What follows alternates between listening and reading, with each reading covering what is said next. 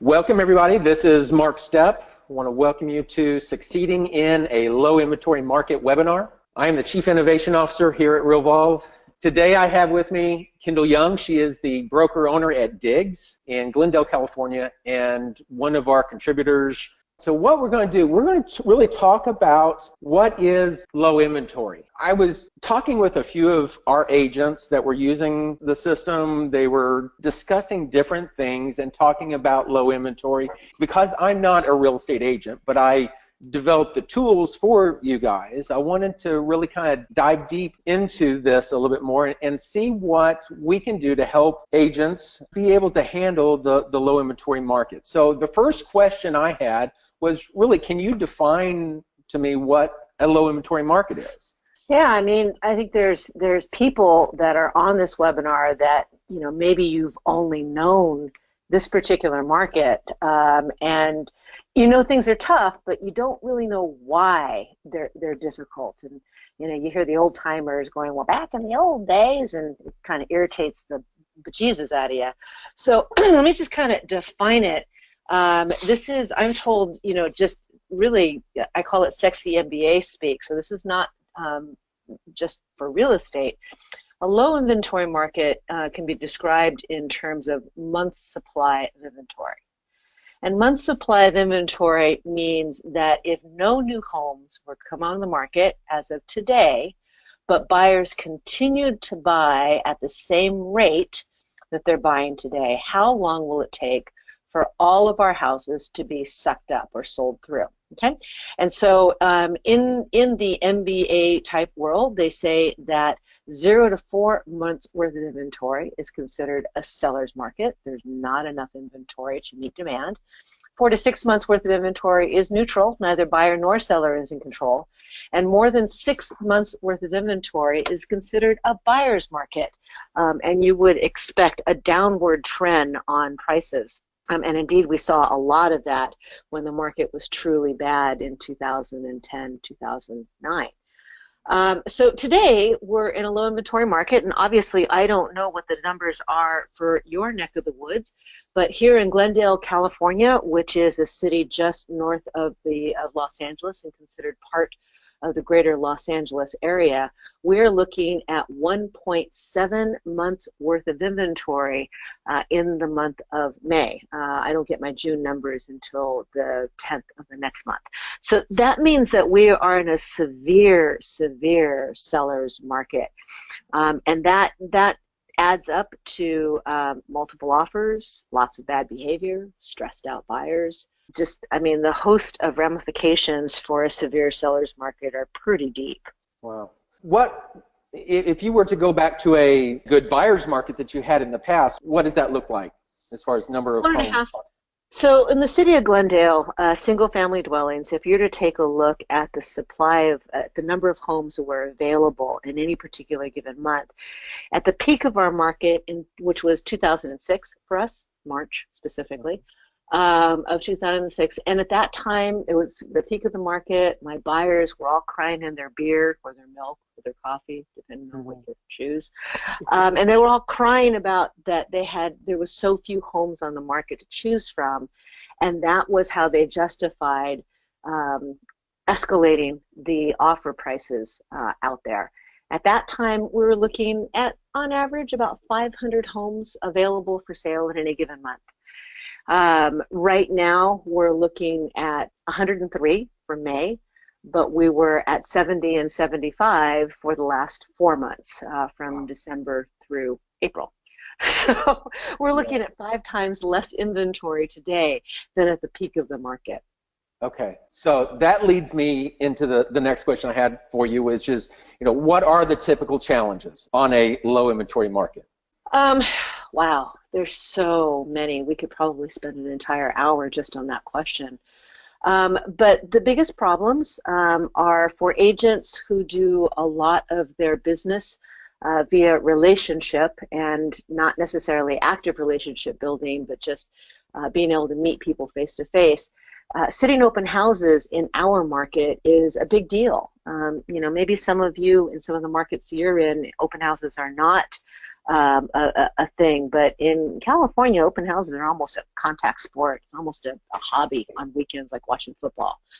And so when you have low inventory, the first ramifications is you don't have any houses that you can sit as an open, which allows you to meet new prospects that are both buyers and sellers. Okay, so that's one of them. You also don't have any listings, or you have very few listings to advertise. If you do, say, just traditional marketing, maybe you still spend money on print advertising for postcards or newspapers or magazines. Typically, you were advertising your listings in order to make a compelling ad that would have people call you. So can't do that. If you're more of a buyer's agent, the low inventory has really just broad-ranging consequences. Because of the way our inventory is structured, buyers are pretty much free to use whoever they want to, whenever they want to. And so it's really hard to have a buyer feel compelled and loyal to you as a buyer's agent when you don't have homes to show them. Their assumption is that you are holding back on them, or if they went to the listing agent, they'd do better. Or if they just played the field themselves and they went to Zillow, and 20-30% of the stuff they see on Zillow is not actually available for sale, but the average buyer doesn't know that. So they're just getting kind of they're getting kind of desperate because there's so few homes for them to consider.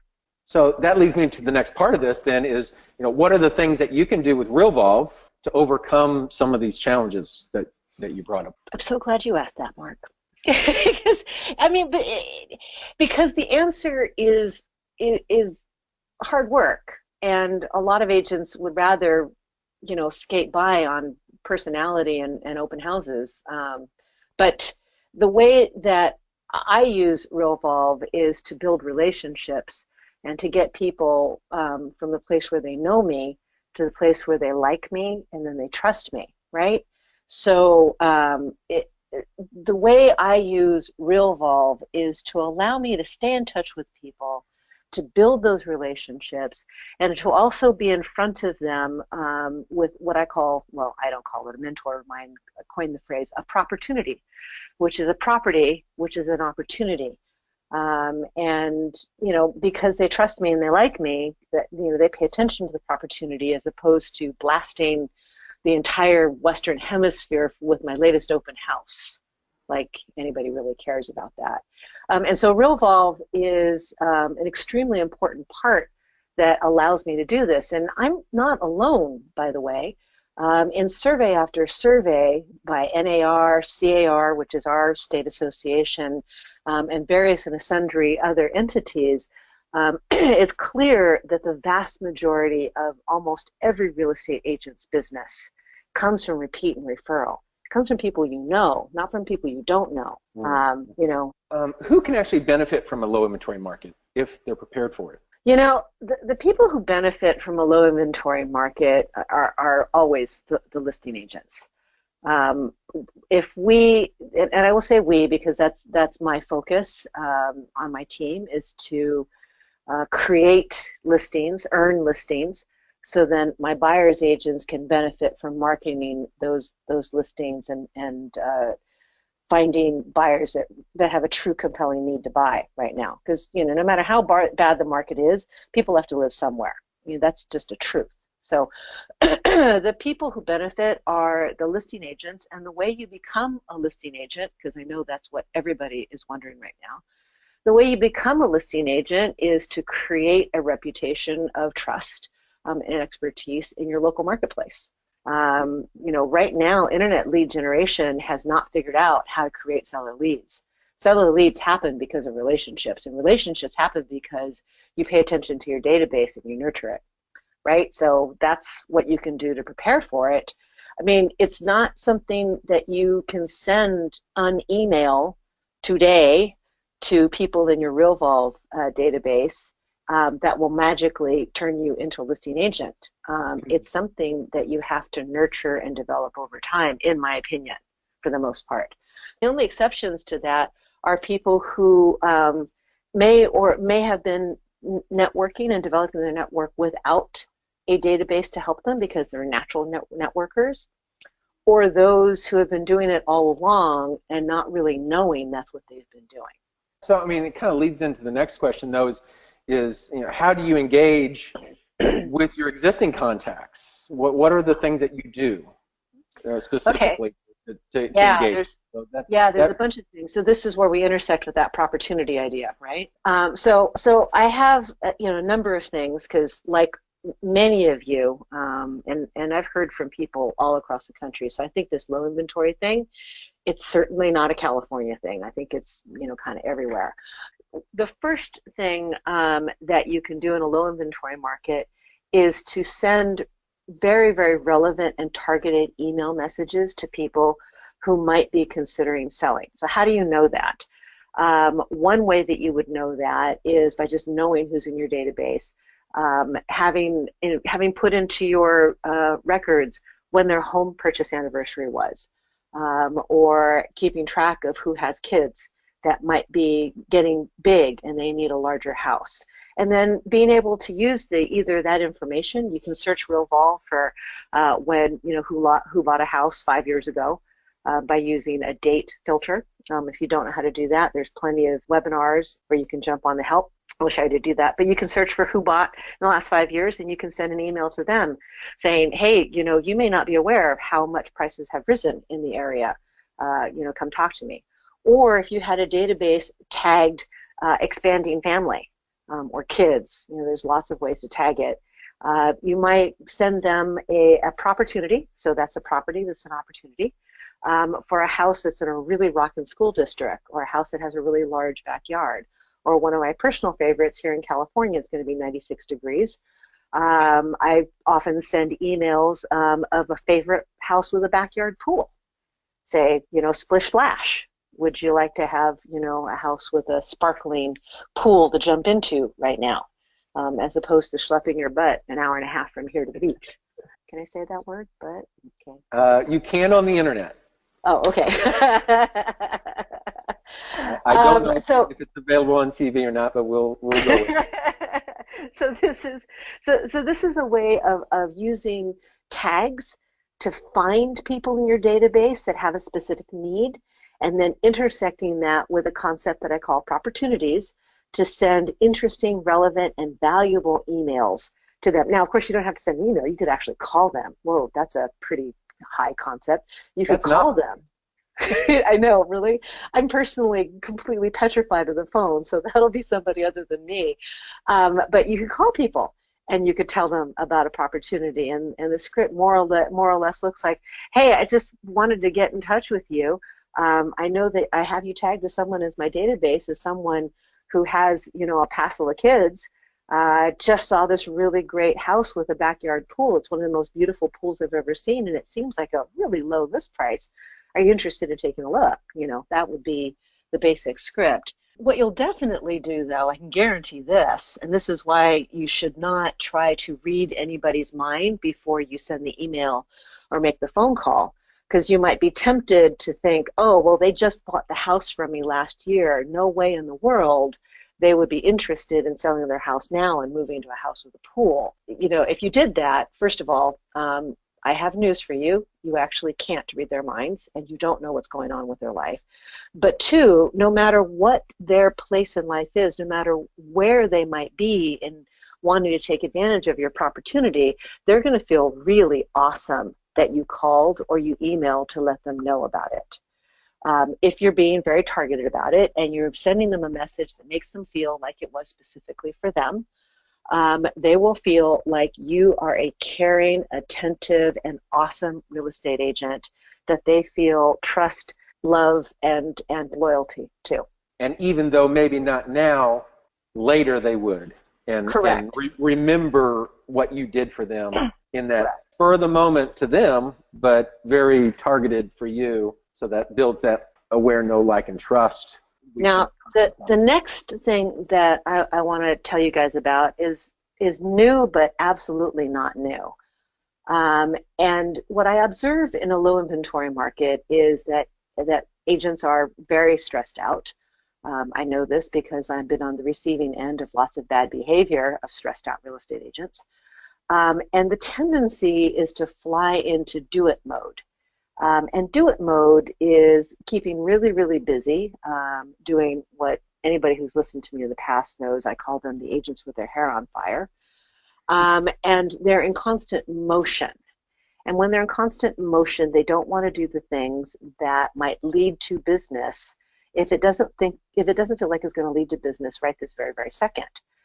And so what I'm referring to is an old technique that has always created lots of business for me when I've done it, and that is to write handwritten note cards. Oh my goodness. Oh my stars! I am not talking about uploading a CSV file to send it out cards and blasting out, 100 note cards to your past clients. I'm not talking about that. I am talking about I block out, and this only happens if you block time out, people, because this is so not urgent. It's almost comical how not urgent it is. I write note cards from 7:30 a.m. to 8 a.m. In that half an hour, I can write between 3 and 5 handwritten note cards. I fire up my Realvolve. It's the first thing I do every morning anyway. And right now, what's the sticky search that I have right now is all of my past clients. Last week, it was all of my seller leads. And I am just working my way down the list. I'm clicking on them. I'm looking at them. I take a moment to, have fond memories of the house that we bought together. In my case, I've been doing this a really long time. Some of these people have been in my database for 20, 25 years. I just wrote a card to a young couple that bought their house from me 12 years ago. And so I fired it up. I'm looking at them and having fond memories, and then I'm writing them a very personal note. There is absolutely no verbiage in my note that says, please remember me if you want to buy or sell. My note is maybe referencing a story from when we were actually in escrow 12 years ago. Another person, actually she's since been divorced. I know that because I see her on Facebook. And I wrote her a note and I said, hey, I just wanted to let you know I was updating my database and I changed your last name to, the new last name, and just, saying, you go girl, because, you are a woman, here you were. And I also put one of my special Wonder Woman stamps on the front, right? So nice. It's extremely personal. And then, if I'm not in constant contact with them, I put a business card in there. For most, if not all, and putting a dig sticker in there because, everybody loves stickers. You might not have to do with it. Some of them are young hipsters, and I tell them what to do with it. Put it on your laptop because that's what all the cool kids do. So you and I have always been the rabble-rousers in the back of the bus. Yeah, and one of my cards that I wrote this morning, she's an aspiring actress, and I basically said, hey, all the cool kids put their stickers on their laptop, and sure would be awesome if all of the other actors and actresses and crew saw my sticker on your laptop. That would make me feel really good. Would you do that? So, it's just, it sounds like so stupid, but there's a reason why Carnegie is an enduring individual in the self-help world, right? There's a reason why Zig Ziglar is always quoted. It's because people love to feel like you thought of them special. You can't do that with a mass email, a mass text, or a mass send it out card. Is it just a memory, or do you actually note, some of the situations that you went through just as a reminder to yourself and put those in the data? So I've only had Realvolve for 2.5, 3 years? Yeah, but you've had other databases, and we implemented that type of stuff. So it's important to have that. I mean, are you a pretty good note taker? I guess is the question more than anything. I am. I'm always I type and talk at the same time. That's a habit that I picked up literally on day one because I was trained to do that. Right. The comm log is super important. But the truth of the matter is, most of the time I don't need the notes. Okay. I've got 6,000-7,000 people in my database, but I know, and the people I'm writing notes to are people I know. The people I know are maybe, 700 or 800 of them. It's a relatively small number given the size of my database. And just so you know, I'm not only writing notes to people that are past clients or leads. I'm also writing notes to people that just deserve a thank you or a kudo or a gold star. So that might be a kid's teacher. It might be, I actually did this. I wrote and sent via the U.S. mail a handwritten note card to my across the street neighbor because I really like her chickens and the way they sound in the morning. I mean, we live in the freaking city and she's got chickens. How cool is that? Is it a chicken or is it a rooster? No, she doesn't have a rooster. She has 3 chickens. Okay. And I hear them clucking at 6 a.m. and I just love the sound. So I wrote her a little card. So it doesn't, the database is important. And I think starting to collect data, like for example, we have this really cool field that says date of the last personal note. And so I write the note, I click today on that field. And, when it's time to circle back around those 700 or 800 people that are in my database that I know, like, and trust, I can just filter it by when the last time the oldest note. You can do ascending or descending order. Ascending order would bring the oldest dates at the top, the newest dates at the bottom. So you're constantly looking at who's at the top of your list and just start going down the list. And then once it loops around, you know that you contacted them maybe 2 years ago or whatever that range is based off of the number. This feature has made it stupidly easy to do something like this. Yeah. No thought necessary, no super special tagging thing other than maybe tagging no, don't know. I mean, you can be very simple that way. It's awesome. So just as a side note, now whenever you're making the notes, do you also make the phone calls as well? I mean, is that? No, I'm afraid of the phone. I wanted to mention, and you may already know this, but one of the new enhancements for our iPhone is whenever you dial a contact, either from the contact record or from a calendar activity that says dial or call, whenever you call, you make that communication back and forth. At the end of that call, it comes up with a wrap it up screen. And in that wrap it up screen, you can tell whether it was successful or not. You can put in some notes. You can add a new activity, or you can start a workflow and complete the activity all in one screen. So it gives you one stop shop for the important things that you want to do once you close that call out. So that's why I was asking if you do the calling. That'd just be an easy way of knocking that out. Yes. You know I'm your number one fangirl, right? I mean, like practically groupie status. Oh my God, it's Mark Stepp. He's so amazing. Yeah, that's awesome. Yeah, I love it. All right, what else you got? What other questions you got for me? Well, okay, so what are some of the strategies you mentioned earlier about open houses? What are some of the strategies that you use? So this, so your mileage may vary. I often say that. If you're not in an open house area, proceed to ignore me for the next couple of minutes. But many areas, open houses are just rocking. It's not unusual for me to get 100 to 150 visitors in a particular open house. So for us, the first strategy, super old school. I'm as technology as I am. I'm at my base super old school. So the first thing is door knocking around the open house to invite the neighbors to the open house. Is a super awesome strategy. We get great engagement. We have great conversations. I built my business on door knocking for 10, 15 years. So it's something that works. People love to find out. The nosy neighbor thing is real. People love to know what's going on with their neighbors in their neighborhood. So you invite them to the open house. I personally love looky-loos. I tell them that. I tell them it's okay for them to come and see the open house, even if they have no, intention of buying the house. And one of these days I'll tell you my whole strategy around that. But it gets us in conversations, and we can always say, low inventory market, only one person can buy that house. We're surely going to have more than one offer, and would they be a candidate for selling their house if we met somebody that wanted what that house was?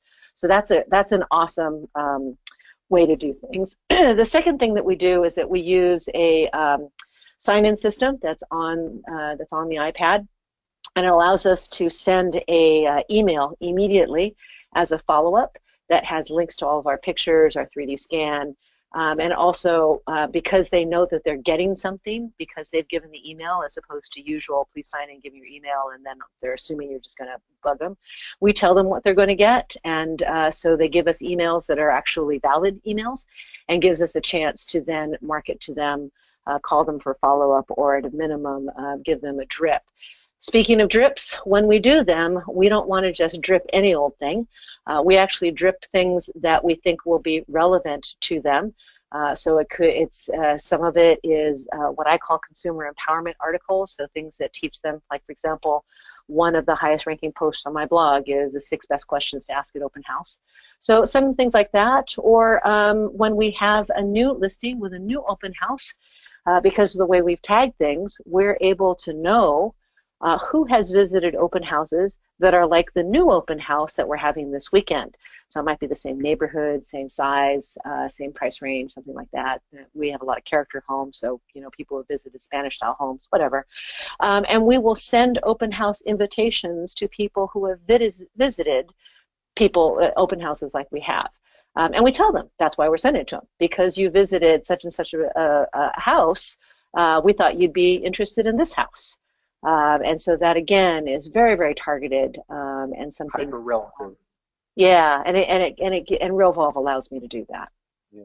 Now for the open house, you can set up within Google Forms or any kind of form software that runs on an iPad, so that as soon as they fill out their name, email, phone number information, it can automatically be zapped right into Realvolve and immediately start that workflow, automatically tag them to that open house. So a lot of things to help automate that process is available. We are, just to let you know, Kendyl, I know that you use Spacio, and yep. they are, I heard yesterday that they are working on the integration with Realvolve and should have that in place, I think, in their next sprint. What kind of strategy do you use to get new prospects? And we kind of talked about this, but maybe other than the open house, what kind of things do you do to get new prospects? A lot of it has to do with opportunities, teaching my agents how to see them, how to bring them up in conversation, how to leverage them.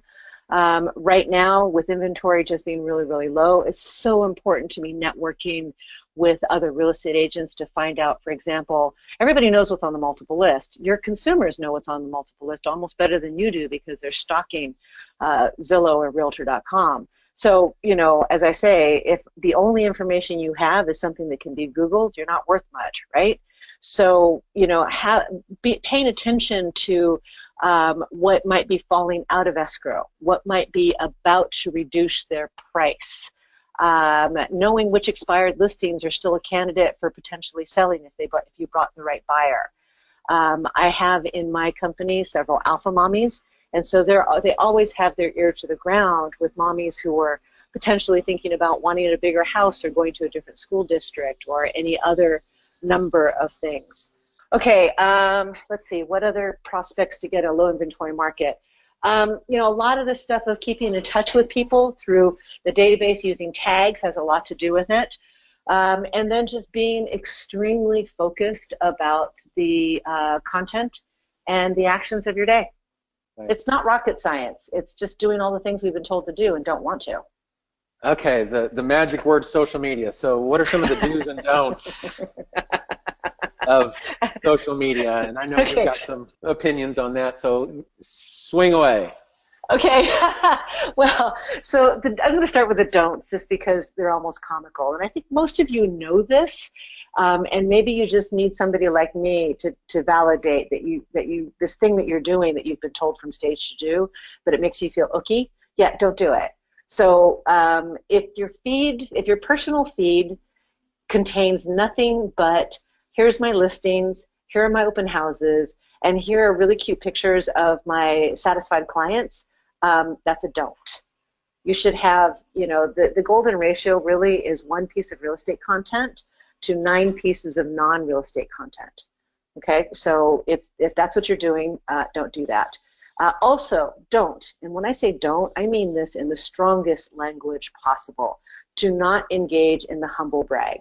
Do not get onto social media and say, I'm just so tired but humbled that no less than 12 people closed escrow with me today. Who would like to step to the plate and be my next client because I'm all out of business? You know what? You just sound you're that person at the social function that nobody wants to talk to. Seriously, don't do that. So what are do's? Do's are listening more than talking. I highly recommend finding the local community Facebook groups that exist in your marketplace and start paying attention to the conversations, because inevitably people will hop on and say, hey, who knows of a good hauler? Or I'm looking for a great preschool, or fill in the blank. Okay, hop on and be of service, be the expert, be the community connector of people. The other thing that I find is also gets a lot of engagement is the exact opposite of that. Ask your people for recommendations. I'm working on a post right now on decluttering, and I put into a couple of community groups, hey, I need your guys' recommendations of charities and nonprofits that are accepting donations of clothes and household goods, because my two favorite ones, Essentia and the Battered Women's Shelter, are not accepting those types of donations right now. They're overloaded. And so people get to help you, which is incredibly empowering, and they feel connected to you when they get to help you. Absolutely. So those are two really powerful ways to be involved in social media that do not look like blasting them with how awesome of a real estate agent you are, because as my mom always used to tell me, if you got to brag about yourself, there's not nothing worth bragging about. Very good. I'm aware that was a double negative, and yes, my mother was an English major. But. Okay, so I know we've been talking about relationships, and I know that lead gen is a huge piece that everybody talks about. Ultimately, the return on that can be minimal to some people. It can be very good to some people. So how do you deal with internet leads in a low inventory market? I mean, anybody who is currently doing net lead generation, you should know that it's a long play, right? There's not that many people who are what I call 7-day prospects for doing business, although they do exist. And you need to do a lot of lead gen in order to know. The other thing that almost everybody knows is that you've got to have really, really fast response. Something like 65% of all internet lead inquiries go completely unanswered. And when I say completely, I mean not in an hour, not in a day. I'm saying not at all. Wow. So the person who's making the inquiry is 100% sure you're not going to respond. So if you don't respond right away, they figure you're not going to respond at all, and when you actually do get around to responding, they've forgotten they made the inquiry to begin with. Okay, so that's like super, super important. And so Realvolve has been pretty much key to my internet lead strategy for what I do, because frankly, I don't have the tolerance to be what we call a Pop-Tart agent. I'm just not going to, if I'm on the phone with somebody or if I'm in front of somebody, I am absolutely not looking at my, text messages and responding to the net leads. I'm just not going to do it. How do you deal with that then? Yeah, so, I write workflows. It's kind of almost a gimme. Almost everybody knows I'm kind of like the workflow queen. But I write workflows, and in the workflows, I have autoresponders. I have ways to, deal with things so that the lead gets a response from me, and it doesn't sound like some generic, canned, boring, vanilla response. They're fairly personality filled. I got a whole bunch of them. I think we're going to be actually offering people one of them. But they're unique to us. And once that autoresponder is out there, they at least know that somebody is thinking about it. And then we have to fulfill the brand promise, and we have to, call, as quickly as we say we're going to with a live phone call. Sure. So what I'm offering is Kendyl, thank you very much, Kendyl's Internet Lead Autoresponder.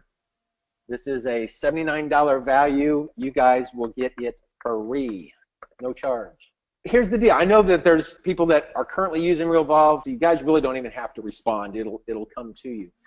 For those people that are on this call that are not current users, if you will go out to realvolve.com, get a 14-day free trial, and we'll include this internet lead autoresponder for you as well. Now, it is a smaller but powerful responder because of that reason. 65% of the people don't ever even respond. How silly is that? You're paying for these leads. You better be responding to them, right? So what I wanted to do is just kind of hit real quickly some of the things that are in this internet lead autoresponder piece, and maybe explain to us, Kendyl, your thought behind that real quick. So I'm just going to hit, there's like 3 different activities that happen, and let's just kind of go through that real quick. So the first thing that you do in this workflow is you immediately send an SMS to the lead, and it just has a little personal message. What I find interesting about this one is it's just not, hey, we're going to call you, but can you tell me what you're looking for? You're actually doing a call to action on that. Yeah. What kind of response to that do you get? You know, the minority, the small minority of inquiries that we get, which are current buyers, people that truly are wanting to buy right now, those are the ones that respond. They say, yeah, I'm looking for a 3-bedroom, 2-bath in the Verdugo Woodlands. You know, most people don't respond, and that's because we know that the average time from inquiry to action for an internet lead buyer is actually a little over a year. And so those typically don't respond. But the ones who are like, yeah, I need something, they respond, and boy, is that a strong hand raising. You know, that's somebody you need to really follow up on. Absolutely. So that's good to know. I mean, one of the things that just caught my eye whenever I put in this slide together was just so many times agents will send hey, this is Mark Stepp, working with properties in your area, and here's my phone number and basic information. But that's not really compelling, and it's not. In this case, you're asking for just a little bit of information. And I would think that if somebody is more serious, they're going to at least respond to it with at least a little bit of a text, as opposed to trying to call you or email you based off of that text. I thought that was a good step on that. So that was one thing that it did. The other thing that I think is important is that whenever that lead comes in, and this is all part of a zap, you go through the lead gen website, you're filling in the form. Once the form gets filled out, it sends that lead to Realvolve through the Zap, and then immediately starts the workflow. So now we've got some information on that person. We've got their mailing name, which would be, John and Mary Smith, or whatever their full name is in there. You can immediately send that record owner, the agent, this text message that says, hey, here's the person's name, mobile number, and an email, and there's a field in there interested in property address, so that can be filled in with an address or whatever. So that information then gets sent as a text message to your agent, your buyer's agent, or whoever you've got this, right? Correct. I mean, I need a text is, and I'm sure most of you are like this. It's like many times I am in a position to at least read a text when I'm doing something else, if not actually be able to pick up the phone. So I'm aware of it now, and it's in my consciousness so that I can either, if it's a long-winded client, maybe get them to wrap up the conversation faster so I can respond to the lead. But I need to know who's waiting for me before I can actually manage my time efficiently. Right. And then the last one is the actual process of assigning to a buyer's agent. Now, you had set this workflow up prior to us having the round robin. Correct. So technically, this particular activity within the autoresponder, you could just totally eliminate if you're a solo agent, you're not going to need this one. I have a small team with buyer's agents, and again, this was before the days of the round robin feature, so it was just a to-do on my dashboard that I would see the next time I got to my desktop. This was also before we had a mobile app, so now this would be on the mobile app. and I would be like, yeah, all right, I got to assign it to so-and-so so they can follow and make that phone call. Today we have the round robin feature, and I think you were going to try to show everybody what that looked like. I can do that real quick. I can do that real quickly here. Let me just, one of the things that was really easy for us to incorporate is if you've got a Zap, and I'm just pulling this up from the Zapier screen here, one of the actions is to create a contact within Realvolve, and on the edit template there is an area here called record owner. Now if you leave it blank, it's going to fill in the record owner of that contact with whomever is the Zap is integrated with. So if it's your API key, then it's going to go to you automatically. You don't have to fill in anything, but you can assign it to other people if you want. And there might be some areas where if you have a paid account of Zapier that you want to set up some filters and stuff, you could. But one of the things that we've added is the ability to have additional options in this drop-down for record owner based off of values that are in the record owner assignments. If you go in under the settings area and go to record owner assignments, you can click on the little plus here and you can add multiple types of record owner assignments. And in this particular case, we've got one here called Team Round Robin, and who are the people that are in this round robin group. And what happens then is whenever a lead comes in, it'll go to the first person on the list. The next lead that comes in, it'll go to the next person and the next, and then it'll loop back around. So every time a new contact is put into the database, it just assigns it to a different record owner from the Zap. And then while you're in here, you're also starting the workflow. Whatever workflow it is that you're starting goes in, it starts the workflow, and if you've got your workflows set up to use record owner as the assigned to, here we have an activity where we're using the record owner assigned to. In the assigned to, it's the record owner. Whenever that lead comes in, this activity is automatically assigned to them. So it just makes it real easy to configure and deal with if you've got multiple buyer's agents or whatever that you want to send it to. Now, I've had some people talk about, well, you know, if it's a certain price range, I want to go to these people. If it's another price range or another area, I want to go to different people. And you can do that. You do have to have a paid version of Zapier, but you can use one of their filter options where it says continue only if, and you can say only if it's in a certain area or a certain zip code or contains a certain phrase or whatever, that it'll continue with this. Otherwise, it would use a different Zap, and you can have your different Zaps set up for your different areas. That way you can really target in and hone in your buyer's agents to whatever area they're dealing with. And this is extremely powerful. I love it. Yeah, that's awesome stuff. That's pretty much it. For those people that do not have Realvolve right now and you're really wanting to take a look at it, come to our realvolve.com. There is a schedule a call right here. You schedule a call with our premier sales staff, and I can't say enough about Michael and Sophie and Dale. They are great. They will take you through any kind of questions. It's not necessarily just a rote type of demo. They'll ask you what kinds of things you're really interested in and really focus in on your needs. So take a few minutes to schedule a call. And whenever you set that account up, we will include the internet lead response piece workflow that Kendyl has put together for you guys, absolutely free. That's pretty much a wrap. Kendyl, thank you so much for sharing with the community. We love you and adore you. But that is it. I have got to get to a new listing that is being put on the market today. So toodles, man. It's been fun. Have a great day, everyone. Enjoy the rest of your week. Thanks. Thanks.